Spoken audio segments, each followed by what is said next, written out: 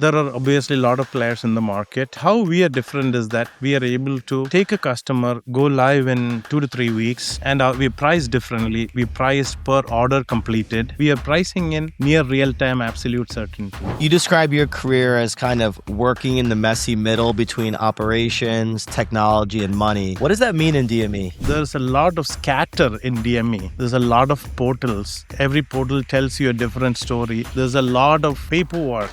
There are a lot of faxes. There are conflicting orders. There are a lot of human decisions along the way where the decisioning continues to happen again and again on the same subject. Looking back at everything, right? If you were to kind of run a DME again today, what would you do differently? I would really focus on consumer business first. I look at what consumer businesses, consumer e-commerce businesses have, because I want to be aspirational. I don't want to be looking backwards and say, hey, DME is this way, right? And that's the only way possible. The decisioning in DME from referral to cash is broken in such a way as to leads to a lot of friction, a lot of rework, and that leads to a lot of float.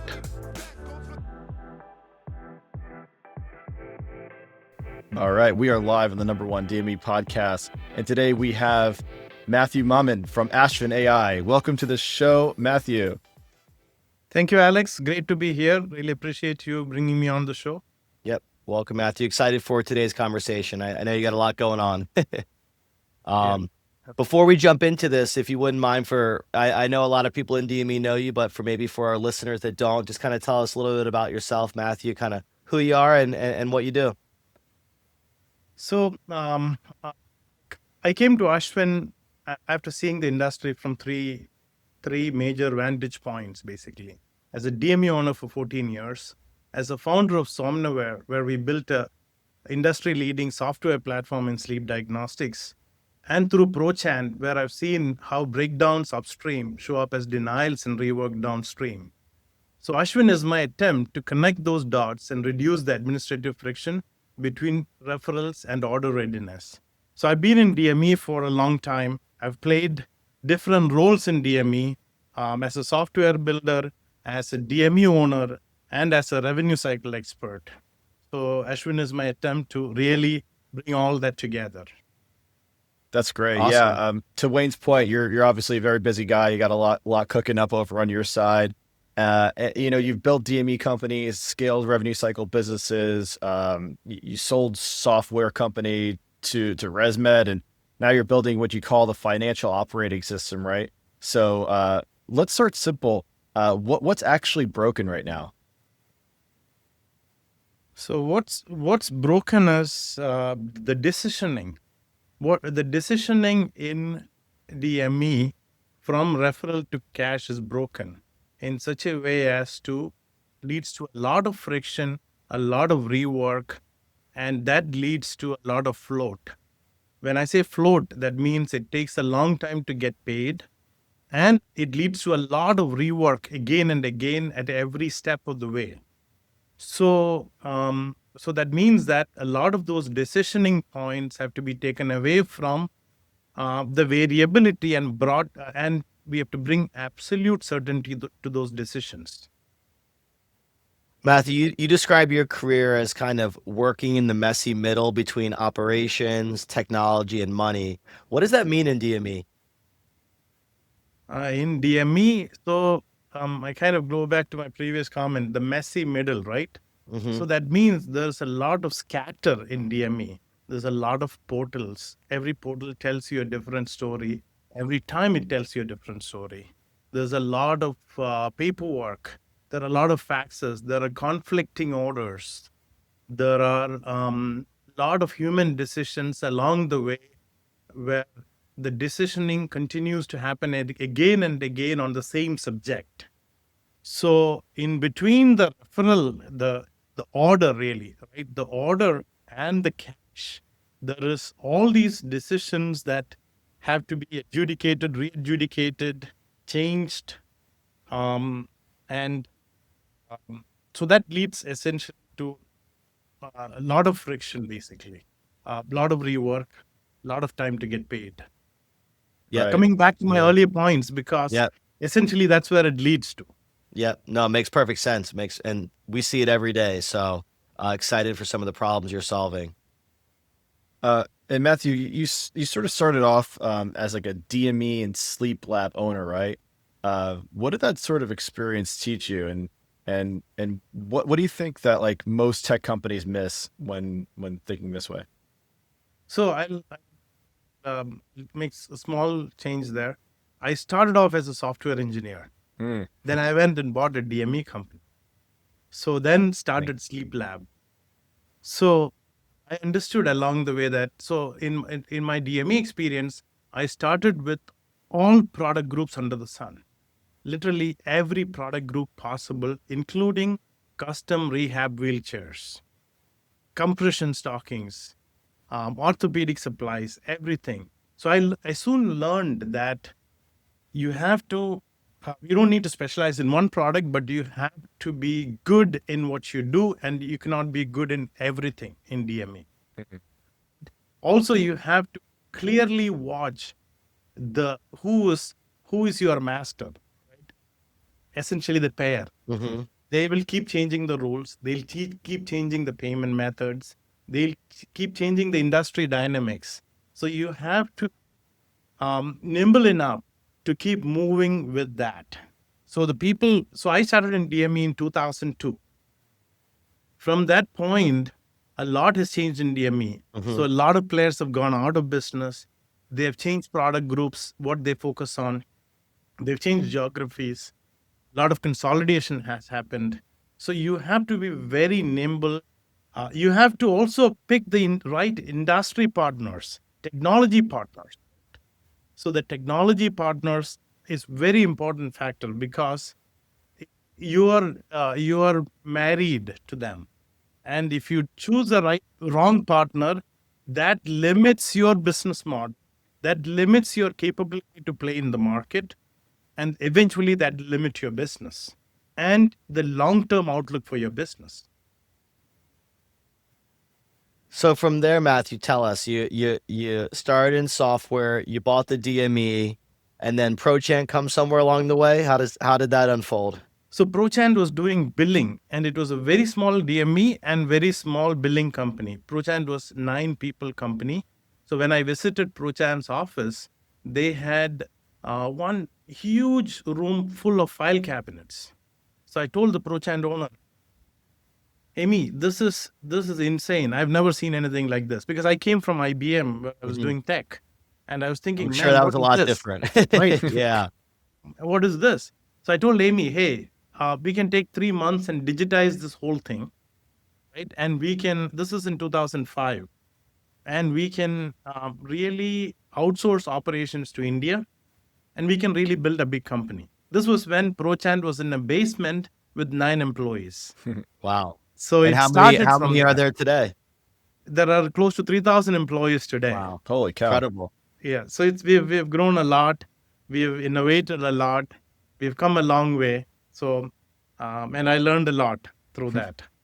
Yeah, No I mean, doubt. you lived through filing cabinets and faxes and extremely long AR. How much has actually changed? It feels like, you've been in this before me. It's got to feel like night and day compared to then to what you're working on now. So, yeah, I'll take Bain. So when I bought my DME first, it was filing claims using the Medicare's free platform, Proclaim, I think it was called. And then at that time, certain softwares came along, and I Hmm. digitized my whole DME into that software. So I started from really entering orders first time, going live into a software without really any from paper to software. So at that time, it moved from paper to software. So the big push initially was to move from paper to being digital. And then, so next was to really automate using the new digital platforms, Hmm. right? So essentially, workflows changed when you moved from paper to digital. And what I see the next evolution happening is there's a new building block in town, right? Gen AI is a new building block. And with that, again, the workflows are changing. So So it's kind of on the technology workflow front that change is going on.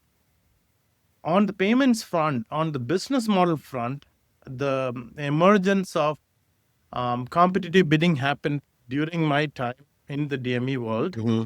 And initially, it was just certain areas, then larger geographical areas. And now there is competitive bidding. There is all the other ways of disintermediating the DMEs through managed care contracts, through benefit management companies. So you have to really, the business itself is changing, right? And there is a lot of specialization, a lot of dominance in certain product groups that has led to tools that are aligned more with those product groups. So a lot of changes in the business, a lot of changes in the workflow, and now we are at that point again where I foresee big changes. Yeah, absolutely. It's interesting when just thinking about kind of what you're working on now. So for some of our listeners to understand, when you say like the financial operating system, what does that mean for a DME provider, and kind of how should they be thinking of it? Like reimagining some of this kind of, kind of break that down for them when you talk about this operating system and how we're trying to automate a lot of these processes. So when you're thinking of your decisioning today, right? How a DME operates today is absolutely not real time. It's with a lot of delays in every process. So it takes, for some providers, it takes 7 days to take an order, some couple of days. And between every step of the way, they take a long time, right? And every step of the way, they are uncertain about their decisions. They have about 80% certainty. So if you have 80% certainty in two steps, that means you're up to 64% certainty. So that means that every step is you have that no absolute certainty. You are delayed a lot. So if you really look at where areas where payments and or referral to payments are fast, that's when you go buy a coffee, Yep. right? If you go buy a coffee, you swipe a card and it pays right away.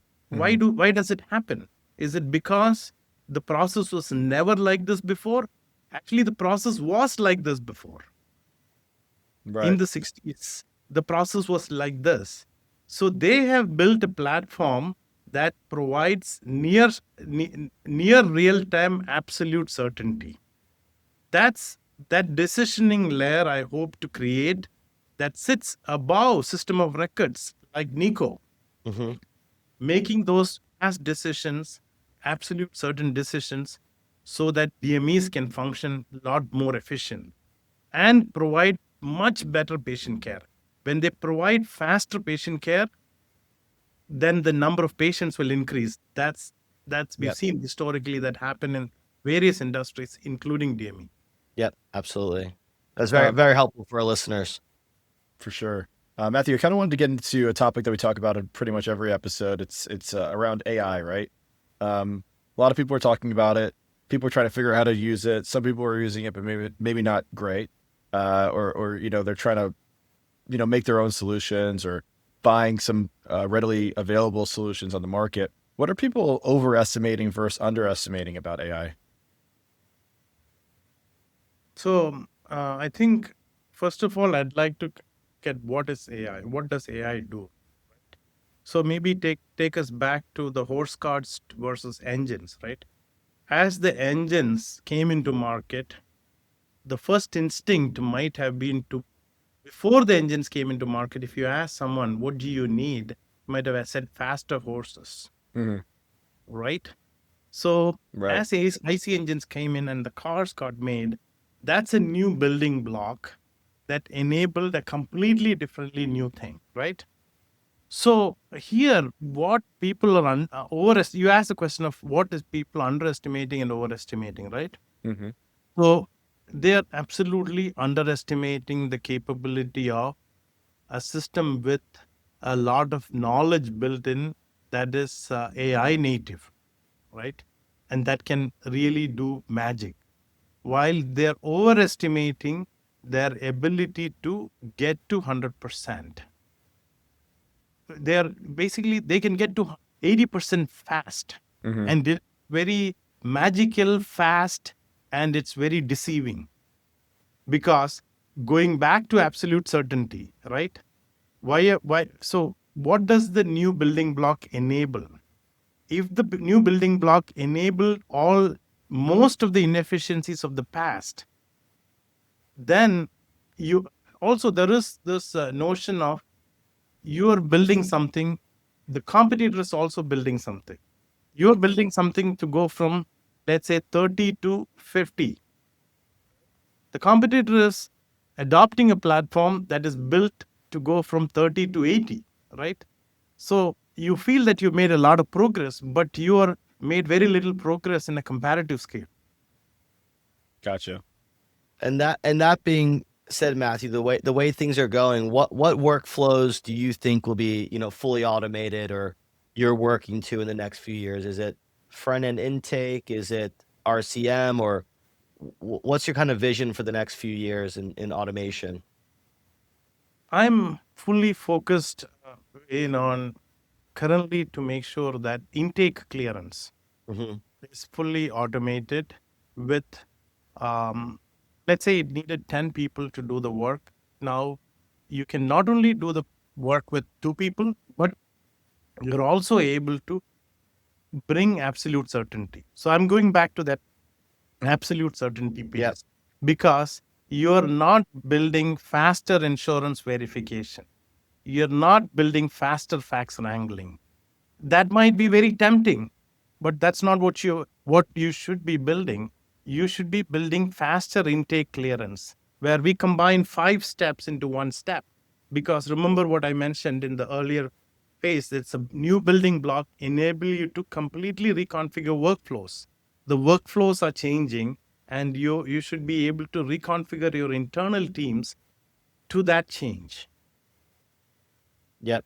And go ahead, Alex. Sorry. Oh no, no, I think it's a good point, and I wanted to give you an opportunity to talk a little bit about your own company itself.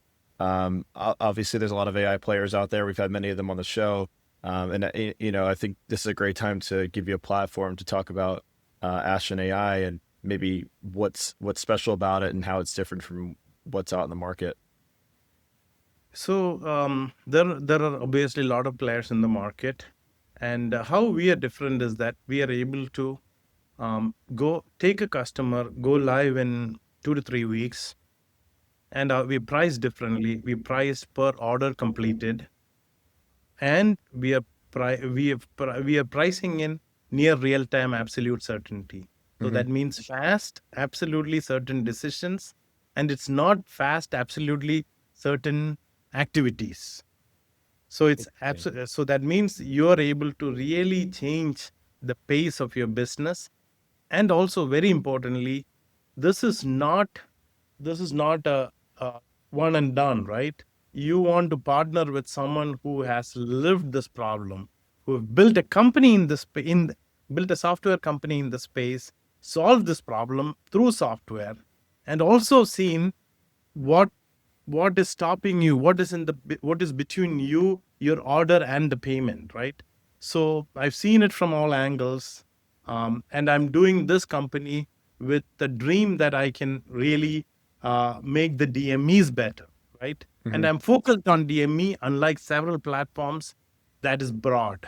Mm-hmm. So essentially they are solving problems similarly for various industries. And people in DME believe DME is special. I believe DME is different, right? Mm-hmm. And DME needs its own way of going deep and solving problems, and not broad and shallow. Yep. That makes sense. It definitely has, DME is a beast of its own, without a doubt, considering it's a clinical service company that you get paid from a third party, and there's providers, and at the end of the day, you're serving patients who are real people. So it's definitely a unique business model compared to other industries out there, without a doubt. That being said, do you think we're at a breaking point where these DME providers have to modernize, or they, could possibly get left behind? Yeah, it's almost like boiling the frog, right? You don't feel anything for a while, right? If you put a Yep. frog into a cold water and start to boil that, you don't feel much for a while, right? And then after a point, you feel that suddenly it's like changed. The Hmm. world has changed around them. That's how I feel about software adoption and who you pick, Yep. everything. It looks like same for a while. Yep. So it's very difficult decision for the DMEs, because if they pick the wrong provider, they may not know soon. They not wrong partner, they'll know after a while, and that too they'll slowly feel it, slowly feel that pain, and eventually it'll just catch up very quick. Yeah, it's like you don't. It's almost. I don't want to say it's too late, but then you're kind of like, hey, I have a major problem here. I need to get it solved yesterday, right? Um, Yeah, I would challenge that way in and say maybe it is too late, because there is too many things shifting in DME Mhm. today to be complacent like the Yep. previous Mhm. decade and still be relevant. Yep.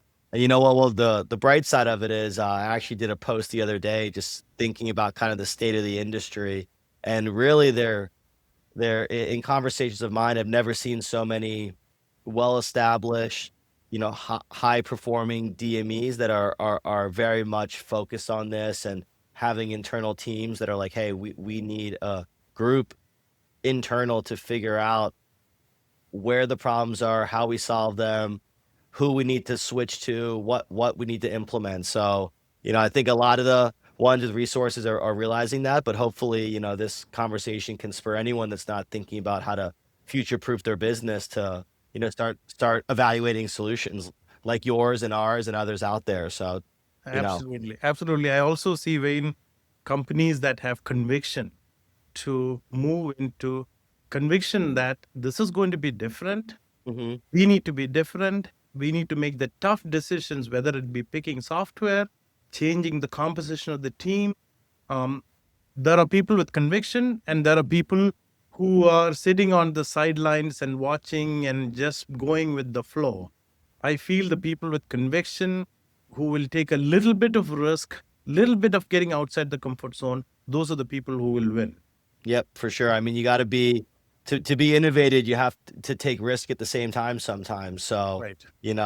it's like the old saying, about like the riskiest thing in business is saying we've always done it this way. So even when I have conversations with people, it's not like, hey, we're not trying to do what you're doing today in a different system. We're trying to rework, rethink and improve the process, not just move you from A to B and you're operating the same in a different software. So it really is, you got to rethink how you operate things, and try not to think about today, think about 5 years ahead of what, today is the result of things you did 5 years ago, right? So it's all about thinking ahead as well. Yeah, Matthew, I wanted to ask, uh, looking back at everything, right? If you were to kind of run a DME again today, what would you do differently?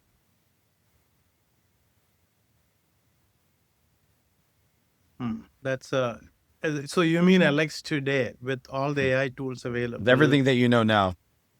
right? I would really focus on consumer business first. I look at what consumer e-commerce businesses have, Mhm. because uh, because I want to be aspirational. I don't want to be looking backwards and say, hey, DME is this way, right? And that's the only way possible. So it kind of reflects back into how I built Ashwin. Ashwin, I've brought people from outside to who have been in cybersecurity and other fields that are way ahead of healthcare to really break the muscle memory I've got, right? So if I was building a DME, I'd be highly aspirational to mimic the KPIs, the metrics of a e-commerce platform, and work backwards from there. So that means I will pick platforms that are not trying to figure out where they want to go. I would pick platforms who know what they want to be when they grow up. Mm, I would pick platforms run by companies who have been in the industry, who knows the industry, but are very forward leaning. And then design my patient experience around what I mentioned as the consumer experience. hmm And then I still have to pay attention to the vendors. So I would really think of buyer and seller. Who's buying, who's selling.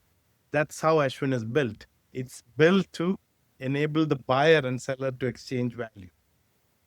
So you would really pay attention to the buyers and sellers. So you're the seller, but the buyer is the patient. Buyer is also the insurance company. So to the patient, you want the consumer experience. To the insurance company, you want the enterprise experience of an enterprise buyer. So so you need to be able to have a platform that can enable you to do this. Maybe it's a small stack, but it's not a hmm stack of 20 different things because that's unwieldy. Hmm. Right. And would you say providers that think like that are the ones that are going to succeed in the next 3 to 5 years? Any thought on kind of who wins? There are people who have won in the past. I feel there will be winners, emerging winners, who are who are companies that are really adopting AI as if they didn't know anything and adopting platforms as if they were. So, like Steve Jobs said, right? Stay hungry, stay foolish, right? hmm So, who are staying foolish almost, but because there are providers who are very sizable, who knows everything, right? So you almost have to go back to being foolish here to be Yeah. able to build that.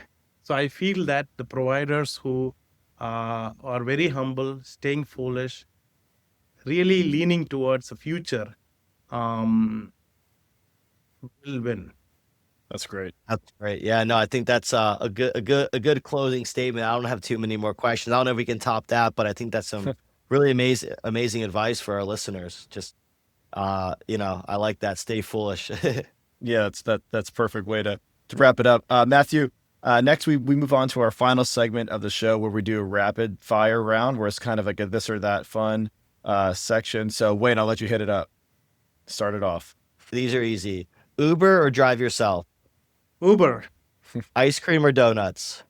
ice cream, Always busy or always bored? I know your answer there. always Know everything or be good at one thing? be good at one thing.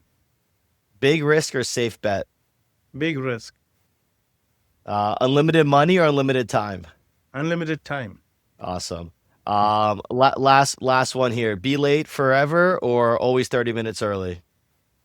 Neither. Done. Awesome, Matthew. Well, can't thank you enough. And I'll steal Alex's line for anyone that wants to learn about, I guess, Ashvin or Prochant. How can they get a hold of you? And what's the easiest way to get a hold of your teams? The easiest way to get a hold of me is Matthew M at Ashwin.ai. I'll give you my cell phone, right? 704-840-3626. So you can call me or go to our websites, prochant.com or ashwin.ai. I think that's the Awesome. first cell phone given out in that. So, this guy is he's one He's with the available. DME. I love it. Yeah, And that's that's a great. good touch of the founder. It's important to communicate with your customers. So, Yeah, absolutely. I'm in founder mode. I'm in the down and dirty of the business. And I look forward to hearing from people who are forward thinking and who want to do something to change this industry. awesome. Well, thanks so much for joining. I really appreciate it. Maybe we can have you back on the show for another episode. And take care, Matthew. Appreciate it. Thank you, Alex. Thank you, Wayne. Really Thank appreciate you. the opportunity to talk to you and to your audience.